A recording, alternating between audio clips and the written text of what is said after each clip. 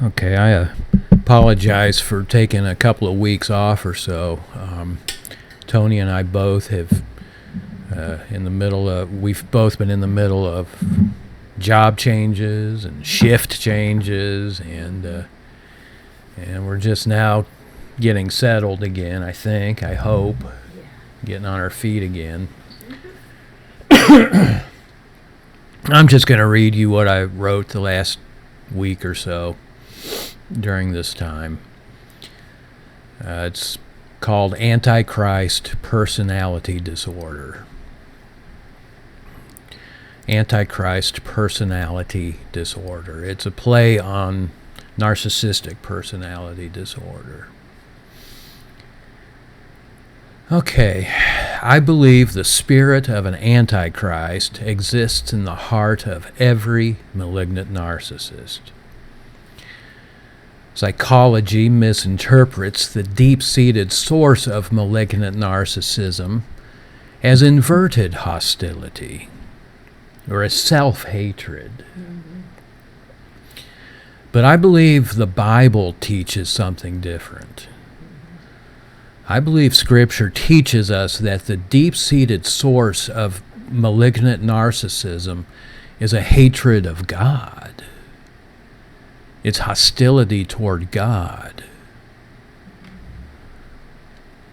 And there is a Bible name for this condition found in the New Testament, and it's called Antichrist or anti-Messiah, anti-anointed one. In 2 John 7, John writes, many impostors, please note the word many. Many impostors, seducers, deceivers, and false leaders, false shepherds, have gone out into the world. These are men antagonistic toward Messiah. These are men with the spirit of Antichrist.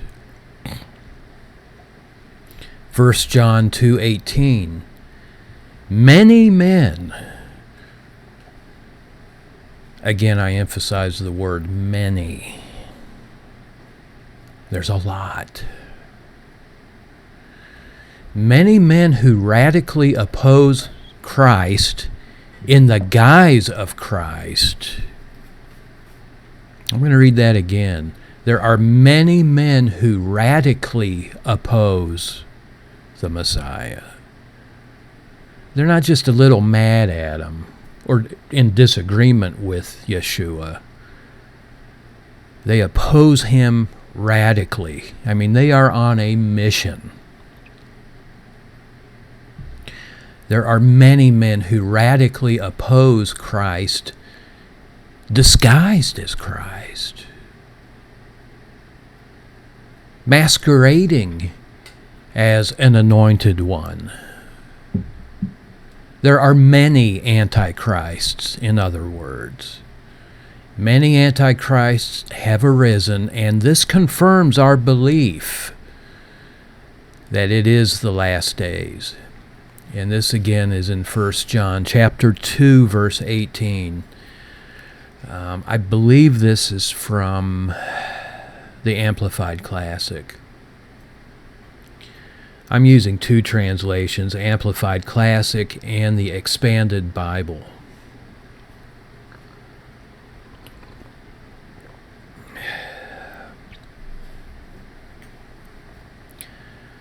Okay, malignant narcissists not only suffer, quote unquote, from a condition called narcissistic personality disorder, or NPD, malignant narcissists are also, quote, afflicted with what one could scripturally call APD, Antichrist personality disorder.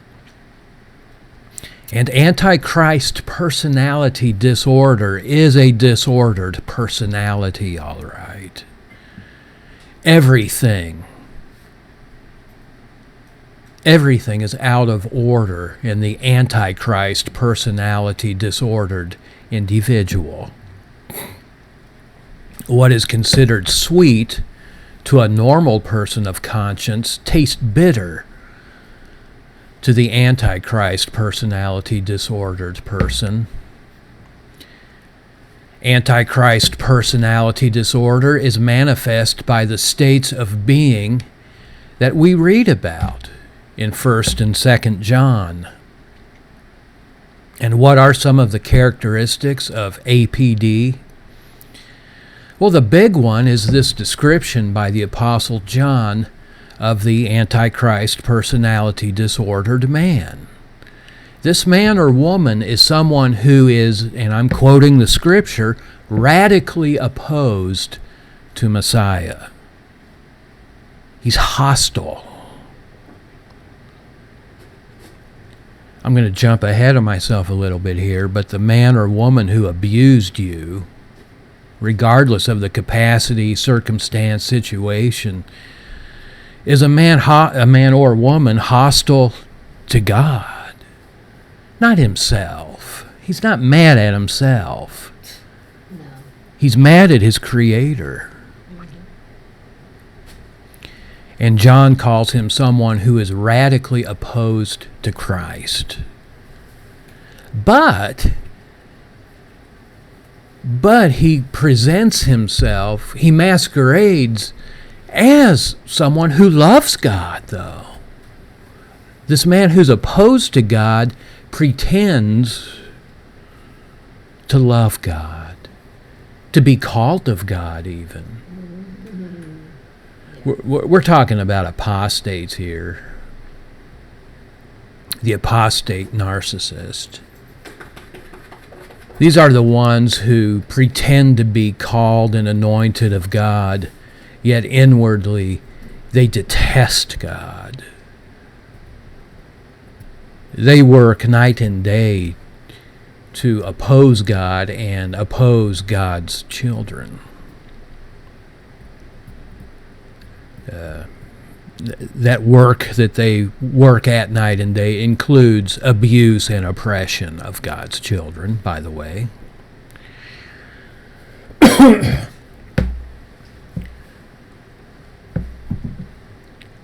Okay, Antichrist personality disorder's chief characteristic is antagonism toward God.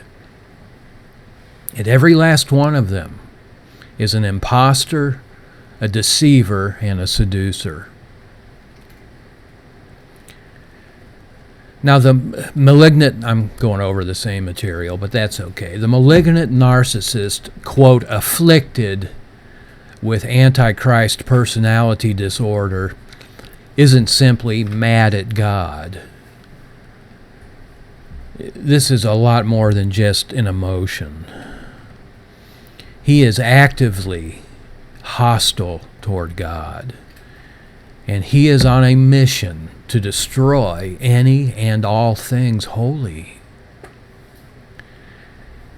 However, and the irony is this, most if not all of the people in his circle will never even witness this active hostility against God. They'll never see him act this way. Many of those who know the person with Antichrist personality disorder will actually believe he loves God and even works for God and speaks for God.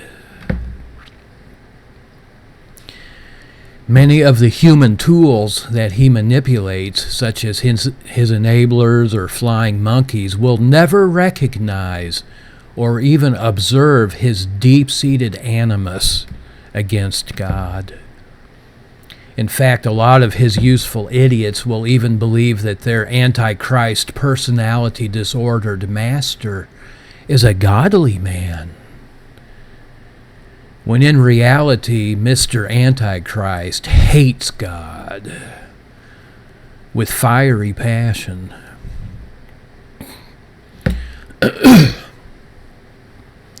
I wrote this, and please make note of this. I believe this with all my heart. The purest expression of the Antichrist personality disordered individual's hatred toward God is oppression of the defenseless and the innocent. Would you agree with that? Abuse of children is the purest form of expression of a hostility toward deity.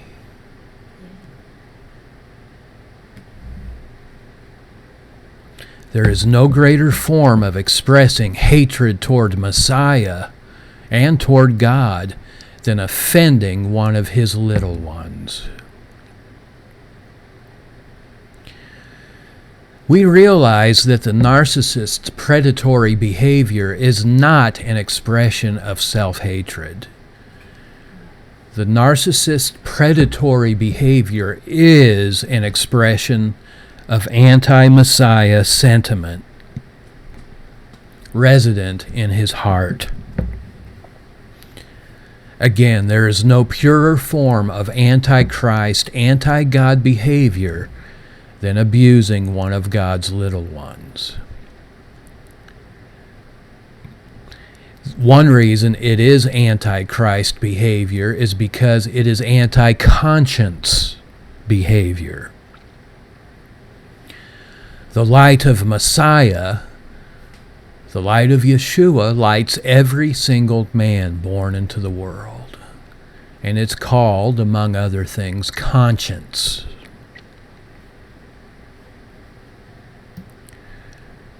Excuse me here. The spirit of Antichrist enters a man when his conscience is seared shut.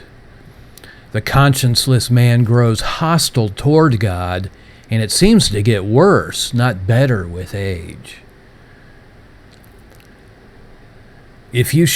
I wrote this, I unequivocally state that if you show me an abuser of the innocent, I will show you a God hater. I'll show you the spirit of Antichrist, and I'll show you a person with Antichrist personality disorder. So that's what I wrote, and I believe it's true. And I've been studying and praying and meditating on this for days now, because I want to know if I'm wrong or not, and I don't think I am, so I'm sticking with it. The malignant narcissists who oppressed us and oppress the innocent operate from a spirit not of self-hate, but of God hatred. They operate from a spiritual condition of Antichrist, an Antichrist mindset. Every one of them do.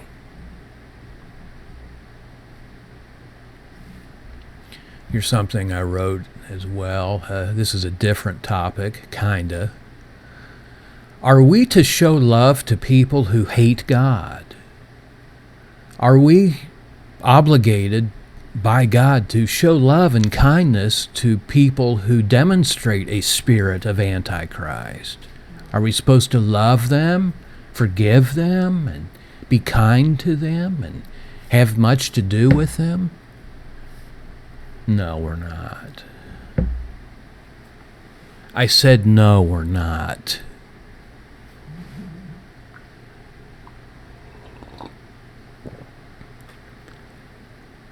I really hope you look this verse up, 2 Chronicles 19:2. 2 Chronicles chapter 19, verse 2.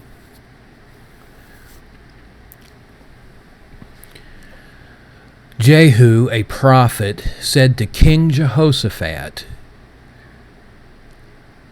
who by and large was a good king, that happens a lot. A lot of good people end up loving evil people to their detriment.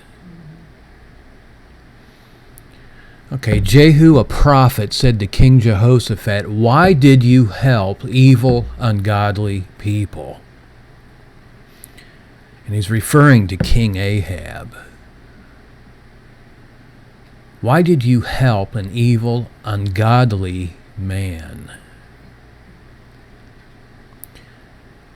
And I continue in 2 Chronicles 19. Jehu asks Jehoshaphat, "Why do you love those who hate the Lord? Why do you love those who are opposed to God?" Now the Hebrew word for a man who opposes God is rasha. Rasha is a Hebrew word used to describe people opposed to God. Jehu continued,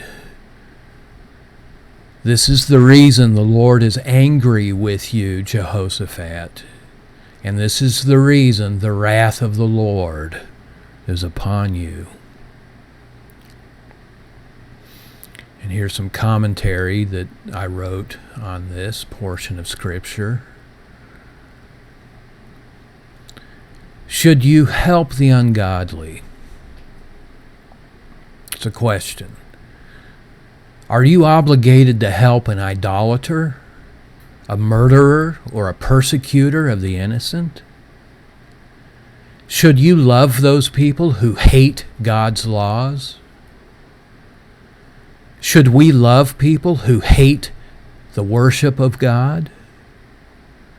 Should we love and be kind to people who hate God's ordinances? Jehoshaphat loved a wicked man in the form of allying himself with this person, of joining himself with this person in a specific endeavor. Jehoshaphat loved a wicked man in the form of having affinity toward him. He enjoyed his company. He just liked hanging around Ahab. Regarding ungodly or rasha men, that's the Hebrew word, in many cases, malignant narcissists harbor deep yet active hostility toward God, and that's what we just studied earlier about the Antichrist personality. Ahab, the wicked man Jehoshaphat aligned himself with, wrote the book on rasha. He wrote the book on active hostility against God. And if you want an excellent case study of rasha, read up on King Ahab, who's a perfect study in pure malignant narcissism. And Jehoshaphat aligned himself with a man who did not even attempt to hide his antagonism against God. A divine antagonism, a visceral hatred of the divine, is so often acted out on helpless, innocent, and defenseless victims. The light in you is the closest thing to the divine that the narcissist is able to lash out against. And this is the kind of guy that Jehoshaphat allied himself with. An ungodly man, an Antichrist man. Ahab was a rasha man, a man who hated God, a man actively hostile toward God. Ahab was an abusive man, abusive to an entire nation of people. And again I ask, should we love people like Ahab? Should we align ourselves with people like Ahab, like Jehoshaphat did, for which he was rebuked and cursed for doing? I know the church teaches you to do it. I'm sharing with you what an actual prophet of God told a king, recorded in Holy Writ.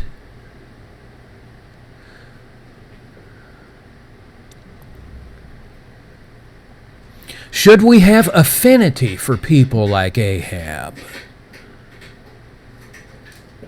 Should we have fellowship with people like Ahab? Okay, let's go back to 2 Chronicles. Jehu, the prophet, said to King Jehoshaphat, "Why did you help evil, ungodly, Rasha people?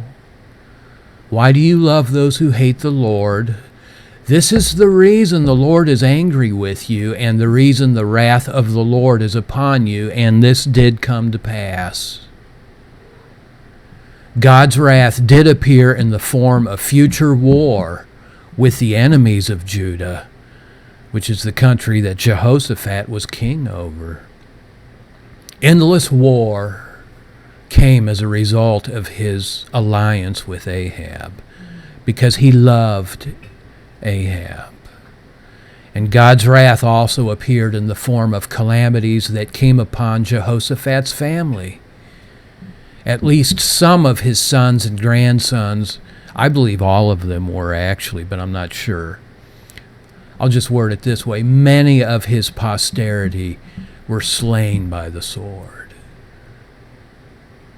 because he chose to show kindness to a malignant narcissist.